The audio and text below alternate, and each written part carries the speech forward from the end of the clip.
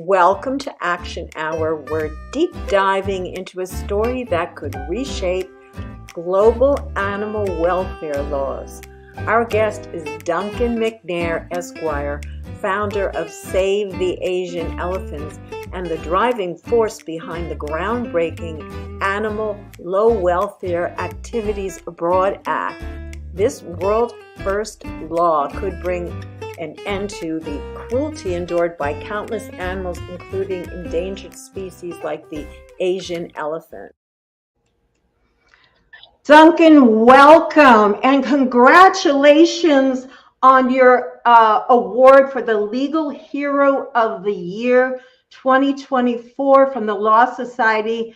We're going to get into that very deeply a little later and how it's significant to the law. We want to talk about this Animals Low Welfare Activities Abroad Act. We want to talk about this because you have significant new news. So I'm going to let you jump right into that now. Go ahead. Okay. Well, good morning, Lindsay. Thanks so much for hosting this show and having me on it.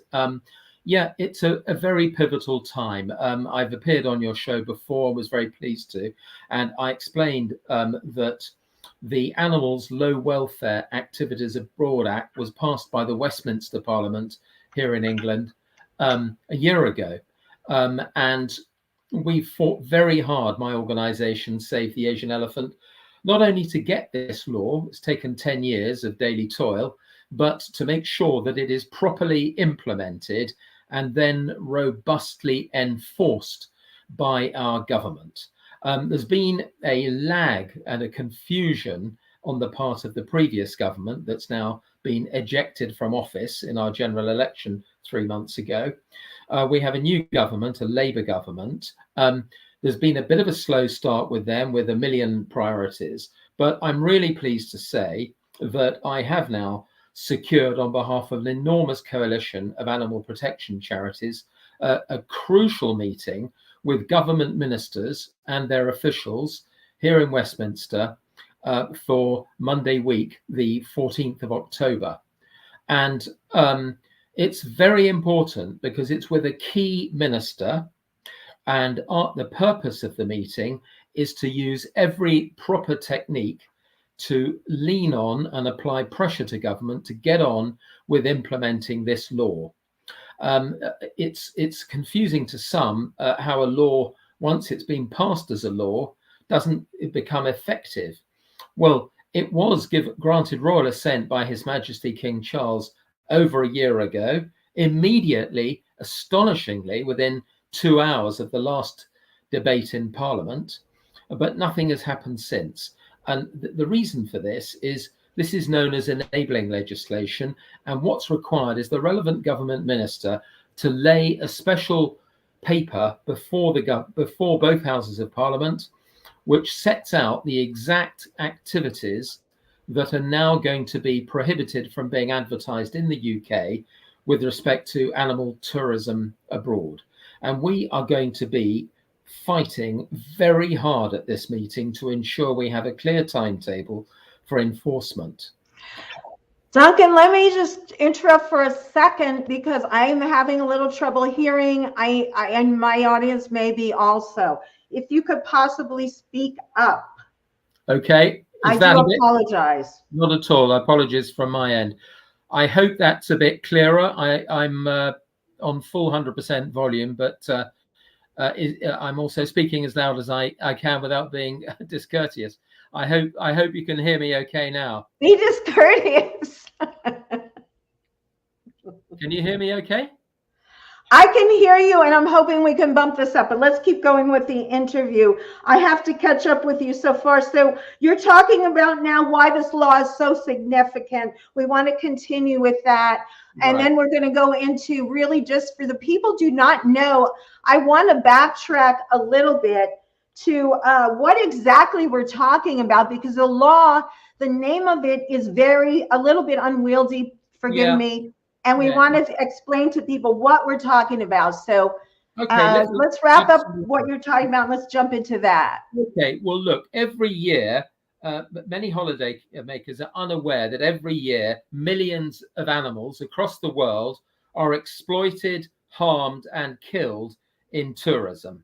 Much of the brutality threatens the survival of the planet's most iconic species: elephants, apes, big cats, bears, dolphins, ostriches, exotic birds, donkeys, camels, many others.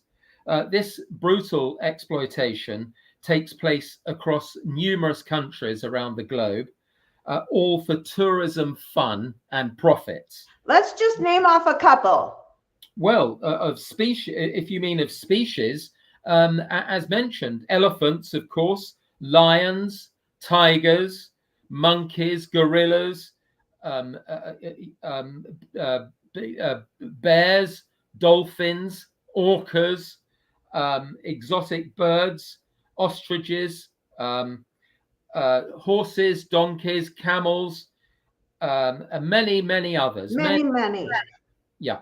And many of them, they're all vulnerable, and many of them are very close to extinction. Yes. And so this brutal exploitation takes place in numerous countries. And my organization, Save the Asian Elephants, has identified over 1,200 companies in the UK who profit from advertising nearly 300 brutal elephant venues alone, just for elephants. This growing market of abuse reflects the lack of any effective legislation. It's no use pleading with these big multinational tour companies. Do you realize you're ruining these species forever? Please relent. That's failed and failed again over decades. What we need is law. I know, as a fairly experienced practicing lawyer, we need law with proper enforcement and penalties. It's crucial while there is still time remaining for many of these highly endangered species. So that's why we need that's why we need a law. Right. I'll go now to explain how this new law will help animals, if I may, Lindsay. Yes, let's do that. But we do also want to make sure that we get out today what the activities are, so people doing the travel actually that are traveling actually know that taking a picture with a tiger is not okay. So go ahead, let's do that, and let's move to the next one. But we need right. Well, let's deal with your question. What are the activities? There are too many to enumerate, but let's give you some examples. So riding of elephants, camels, ostriches, cattle in rodeos, equids. Let me give you an example. People think, well, we're small, elephants are huge. What's the problem riding them? But they misunderstand the basics. Elephants are wild animals. And what happens is invariably, baby elephants are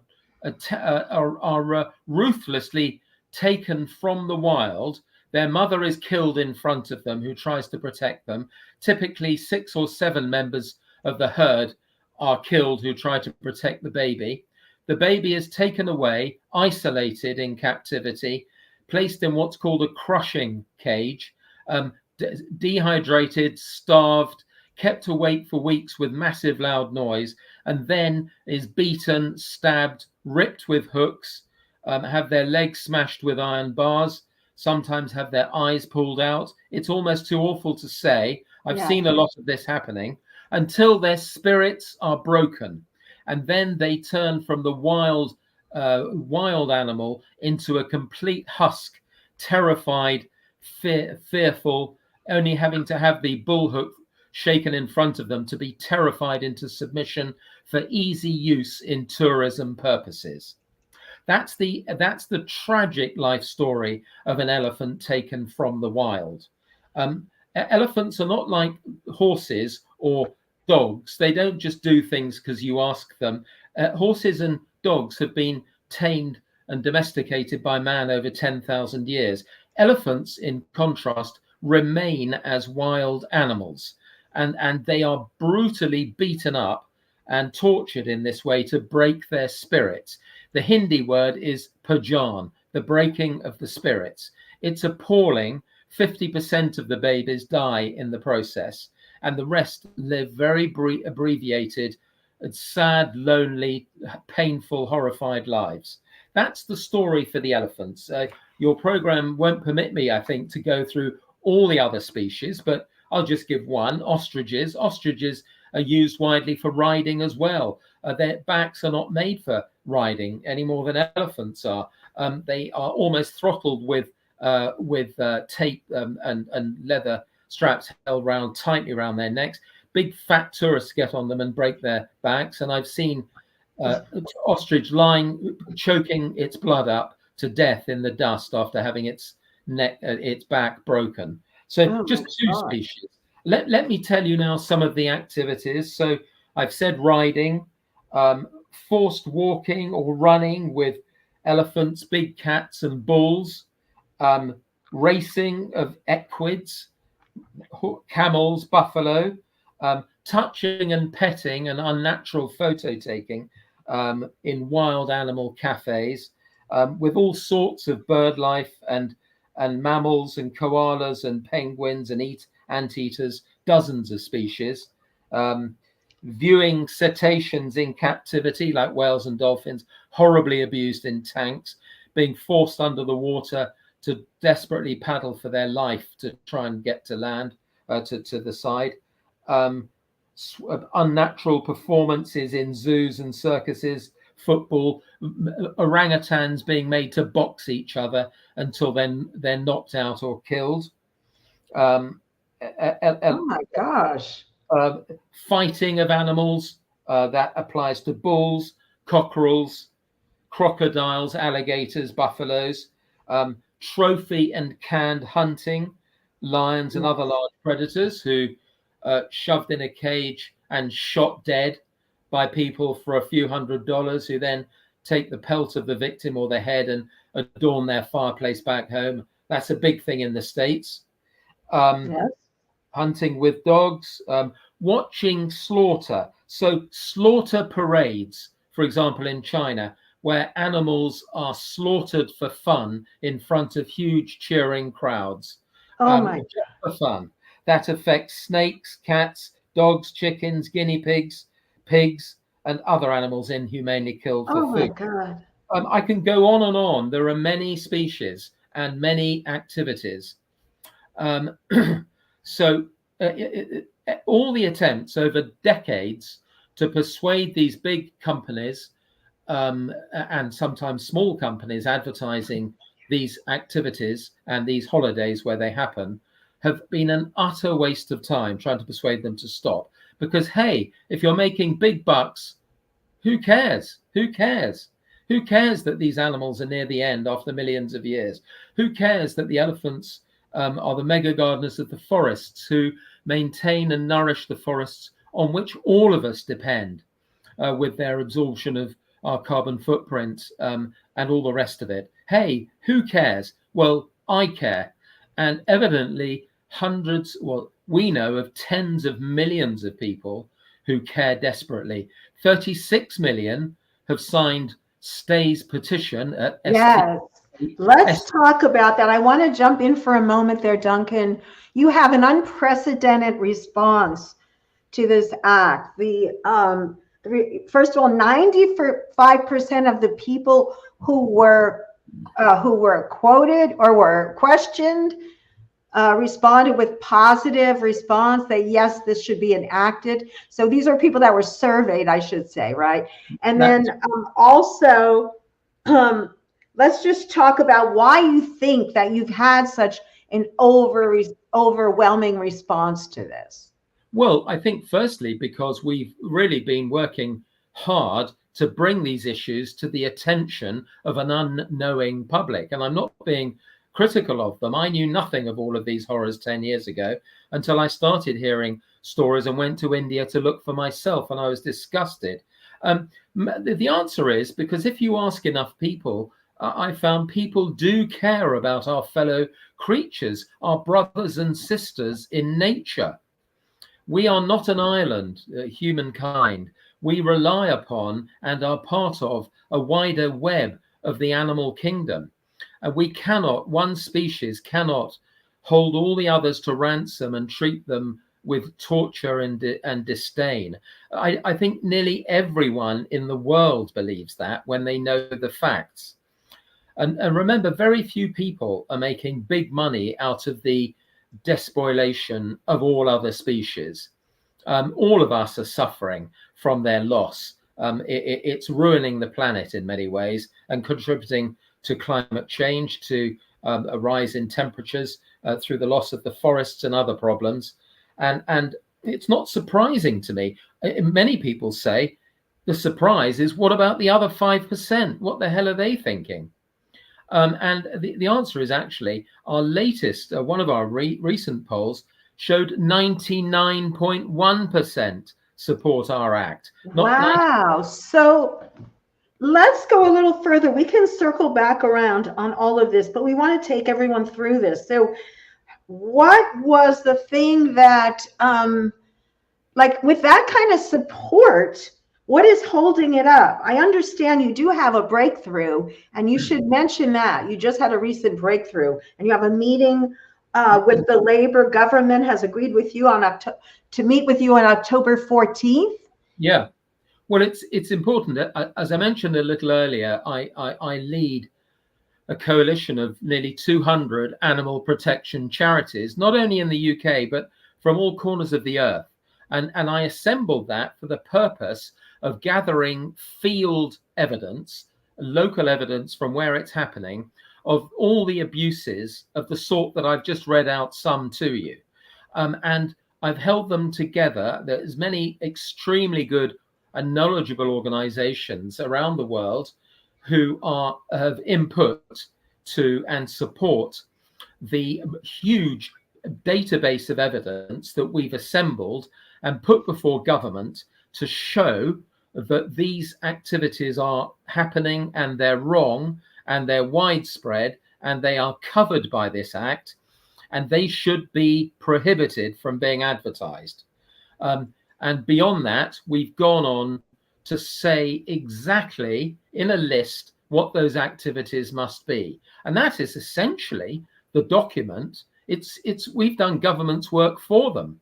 And when they're busy, we think that's helpful. And we want them to adopt that list and get on with the minister placing it before Parliament so that there's a vote in each house and that list is passed. And from that time, it is a criminal offence in England and Northern Ireland to advertise any of those activities that happen abroad. I'd like to tell you in 2 sentences what the Act actually does. And it's very simple.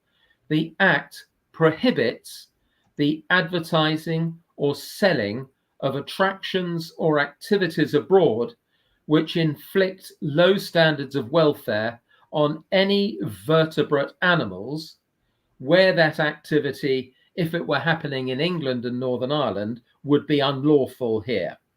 So that's the test of whether it's cruel or not. It's whether it would be unlawful if it were happening here. And if it was, then you're not allowed to be advertising it when it's happening abroad. And the Act is also very important because its measures can be adopted by many other countries around the world where markets in unscrupulous animal tourism also flourish. So it's not just the UK. Of course, I'm afraid it's the US. It's across Europe. It's Australasia. It's actually every damn part of the world where this is going on. In other words, unscrupulous companies and people making money out of the ruination and decimation and extinction of all the most precious species that share this one planet with us. Thank you for filling us in on this. So I want to talk a little bit about the Legal Hero of the Year 2024 award, a very prestigious law award. And Duncan, congratulations again. We have a lovely picture of you. But mainly, I want to focus for the audience on how do you think that this is going to impact in a positive way?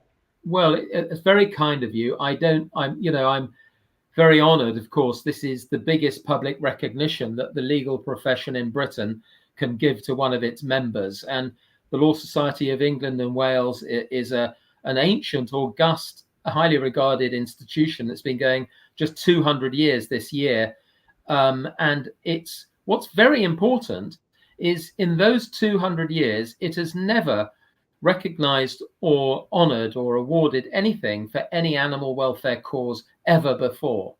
And I'm very proud of that, because what I'm doing, I mean, this is for the animals, right? This is not for me. I mean, I'm very honored. I'm grateful. There are many good people working in animal welfare.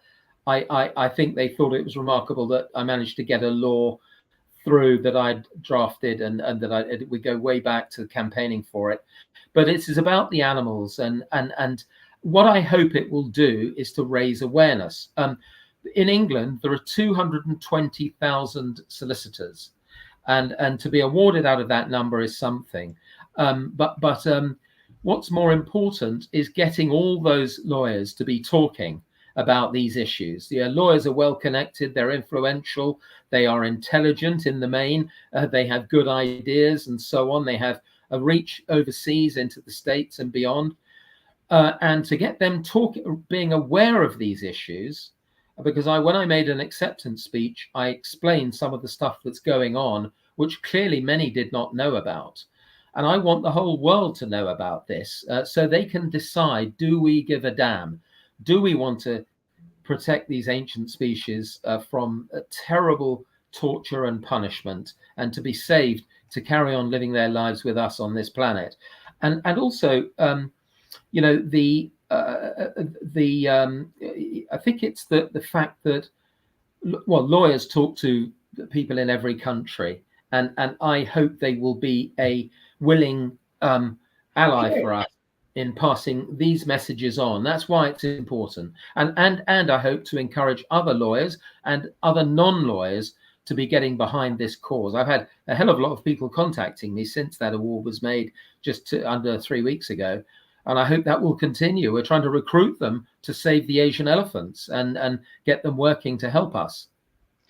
I want to jump in with a question related to what you were just speaking about, lawyers in various countries, because we know there is a cultural dimension to this issue we haven't touched on. That seems to be one of the stalwarts of all of this sort of like animal rights. Do we always come up against cultural issues or practices that are not, you know, good practices today? So how do you address that? Well, I mean, okay, so the way that my organization, Save the Asian Elephants, has encountered cultural issues is it's actually a bit of a misnomer. So, for example, when I've been to India, which I've done quite a few times, it's obviously it's predominantly not a Christian country, although there's a very large Christian population. It's predominantly Hindu and Muslim and Sikh and Buddhist and so on. Now, those people who have been making money out of the brutalization of animals in tourism and for profits claim, for example, that the terrible beatings and torture of elephants is somehow linked to ancient cultural practices in India, to Hinduism and to Buddhism and so on. In fact, it's rubbish. It's not true. Hinduism, all those religions and faiths are peaceable, animal loving. They respect and adore all of the creation of the world, whether we believe there's one God, many gods, or whatever. They believe that they're all creatures of the deity and they deserve respect.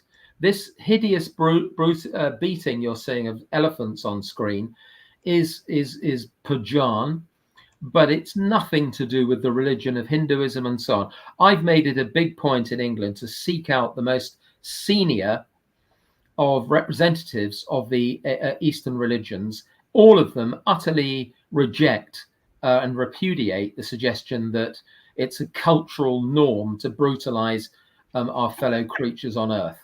So there's a lot of rubbish put around by those pursuing the commercial imperative. In other words, just screwing money out of these poor creatures.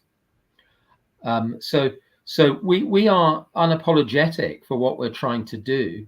We're trying to put an end to this brutality. We're trying to steer the tourism market from brutal to ethical. That's the purpose. We're not trying to undermine tourism, let alone religions. We hugely respect those Eastern religions and Christianity as well. Very much respect them. They are very close to each other in terms of respect for and their holy texts are full of this, of the respect we must show and the gentleness we must show to other creatures over whom we have, in fact, dominion. We have control of them, and we must exercise it with restraint and kindness and compassion. That's the repeated message from all these religious leaders. And speaking of leaders and celebrities and notables, and how many of those people support this act, I would like you to touch on that. And I just want to also jump in with a slightly, it's related, but I know that King Charles has adopted Meat-Free Mondays, and just like, what has his support been like in this? And tell us a little bit about your political, because I know you're very well connected politically. Let's say you have a lot of, you've done a lot of hard work. So talk to us a little bit about that aspect and how that's going to help. Okay, I wouldn't say that King Charles, as he now is on my speed dial on my mobile, but he's rendered. I mean, first of all, he and pretty much most of the royal family have a great heart for animal welfare issues. They do. There have been times in the past where things have gone wrong, but overall, he is really a very good voice for animal welfare, and he is I don't know him well at all. I don't know him personally, but I think he is a good and compassionate man, and he's moved by the horrors that my organization has made it a point to show to everyone, of the sort that you've just been showing on your show. He's rendered the greatest service he could, really, by immediately granting royal assent to this act of parliament. He didn't hang around. Royal assent usually takes months and months and months. And I was very worried last September at the thought that the royal assent, through no fault of his, might take time to be delivered, and in the meantime, the risk was government was about to be dissolved, and Parliament was about to be dissolved. But quite the contrary, I was absolutely astonished the next day to hear that His Majesty the King had immediately signed royal assent to this act. Immediately. He must have done it within minutes of it arriving on his desk. And he's a busy guy with so many commitments. I was very moved and astonished and appreciative, and we all were, at that action. And I never fail, and I don't think I should fail, to tell people that not only did this act go through every stage of Parliament, and there were 9 or 10 such stages, without any division, that means they didn't have to take a vote, and without any amendment to its text at any stage. This is incredibly unusual. But then at the end of the process, the critical end, it only becomes law in our country when the monarch grants royal assent. And he did that immediately. And it's difficult for the reigning monarch to start talking about politics. Then they cannot do that constitutionally. But my goodness me, the speed with which he turned round his royal assent speaks volumes of where his heart lies and what he thinks of this cause. I think that's unambiguous, and I think it's very articulate and clear that he was hugely in support of this. And I would actually defy anyone in their right mind to argue, why would we not wish to protect these species? Who on earth is in favor of beating baby elephants to death for a few dollars for bloated tour companies, very often bloated tour companies? Yes, if anyone has any questions, we have quite a few people watching. Please feel free to write them in the comments, and I will ask Duncan or put them up. Also, Duncan, I want to emphasize now how people can help, and then I'll give you a little bit of time. We're actually close to the end of our time, but I will give you some more time at the end. But let's talk about how regular people like you and I can, well, you, not you, but like I can help. And tell us about that, please. Okay, sure. Well, so first of all, if you're going on holiday soon, never go to venues where you can touch or play with the animals, because they are wild animals and they have been brought so low, usually by terror and torture and fear, to be submissive and subordinate. And so never go to such a place. And always ask your travel provider, whether it's on or offline, do you advertise and offer holidays where people can play and touch with animals? You can ask them in a neutral way. And if they say yes, or they don't know, you should say, I'm going to turn my back on you. And here's why. Do you realize, what is involved in riding animals and playing and selfies and touching, stroking, and all the other stuff I told you about before, and some of the stuff that's appearing on your screen. So that's point one. Reject any such venues and holidays. Research online and consider reviews. They're not infallible, but they are a guide. Speak to Save the Asian Elephants at stae.org. And we will give you the best advice we can on practices and what to do and not to do. Get involved. I mean, my view is that anything that man has done wrong, he can set aright. It can, of course, take a long time and many people to set it aright, but we're doing what we can at Save the Asian Elephants. So there are letters, if you're in the UK anyway, there are letters online that you can write at the flick of a button to politicians. But in the States and elsewhere, get your lawmakers involved. Indeed, tell me about opportunities to make public speeches on and offline in the States. I'm very keen to do that. I'm going to come to the States. I want to meet big audiences on and offline. I do big speeches in the European Parliament. I do big TV. I'd like to do some in the States.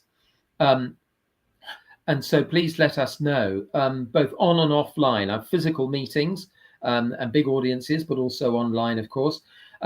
Please tell your friends and family about Stay and write about us on social media and contact us.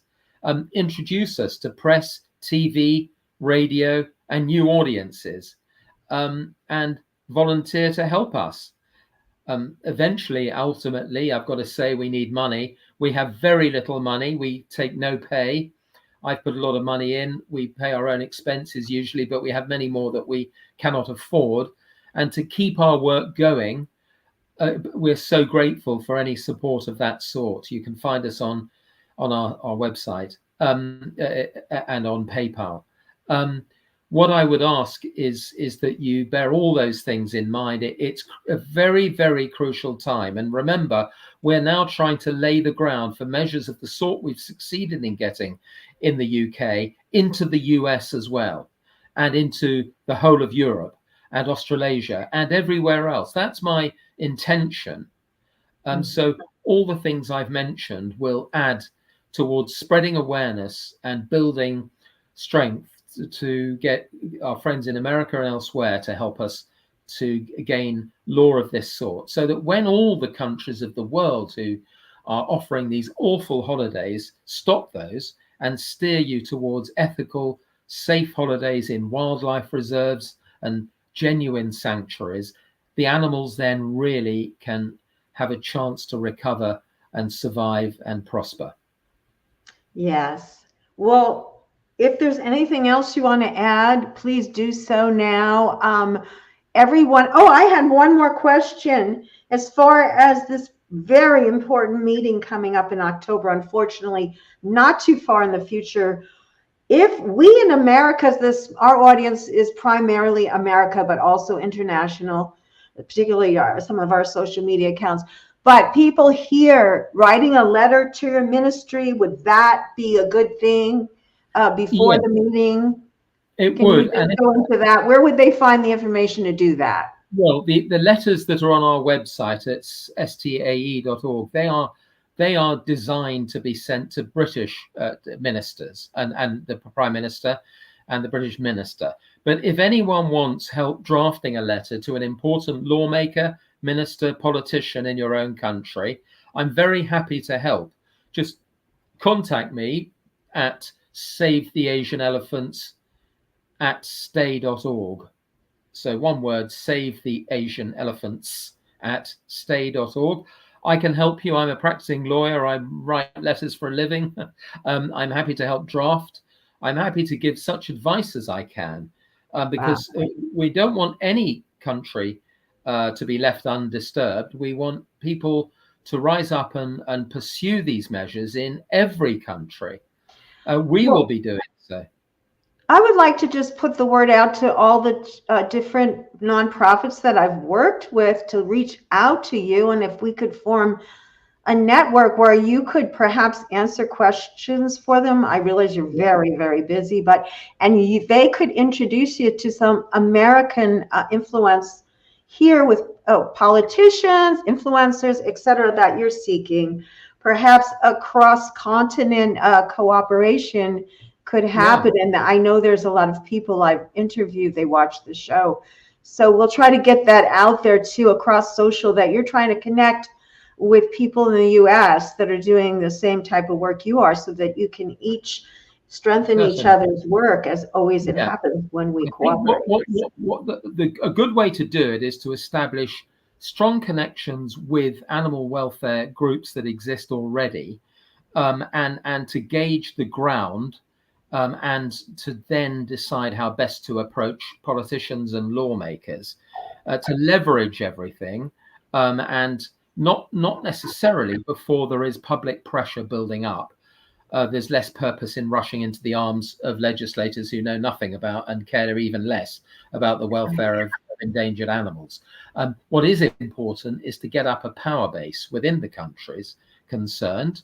There's great work going on in the States by many fabulous groups. They probably need to cohere around this issue, to combine as in a very large, powerful group. That's what Stay has always tried to do, to reach out and pull in supporters and really show the weight of numbers to politicians, to wither their shanks, to make them really think, my God, if I don't get behind this, I will not get re-elected. And there are many, many ways in which we can gain the attention and support of politicians. I mean, particularly elected politicians, of course, who are susceptible to getting kicked out by the electorate next time round. And I would be very open to discussions with animal groups and just with people of goodwill who have some influence or some information about it, particularly in the States. Very, very important, and not easy to get animal welfare legislation through Congress in the States. I'm well aware of that. But it's a fight to be had. And I and my team are implacable in wanting to engage in that fight and make sure we win it. Absolutely. And I know we do have some wonderful groups here that work like SIL, social legislation for animals, that work towards passing legislation, and others. There's so many. I hate to name them because there's so many. And but if we could reach out to those folks, or if you work with those, you are like myself, you donate your time and you work with these organizations, please put the word out that Duncan is wanting to connect with organizations here, so that you can network and help each other. Absolutely, it's crucial. It's really important, and it gains the attention of those with their hands on the levers of power, changing the law and changing the world. The law is not the only thing, and indeed, I'm making it very clear to our government that we expect them to implement a broad policy and program of public education and information simultaneous with and in the run-up to the implementation of the law, so people understand what is the problem, why do we need a law, and why this law, and how will it help, and above all, how can they help. And so it needs cooperation, including by government. And we're trying to make it clear to the travel industry, it's in their own interests, where they are currently profiting from these brutal places, to turn the corner and to start to be green and to start to be environmentally aware and aware of the welfare of animals. And they will get a big benefit from that, as those who have already turned have proved to get, that people support and warm to them if they show some ethics in their business and their offerings. We're very clear about that. We've engaged with hundreds of travel companies, and that's the experience that we've had, that those who are receptive to demonstrating their compassionate towards animals are the ones who will get a lot more custom than those who just brutalize them.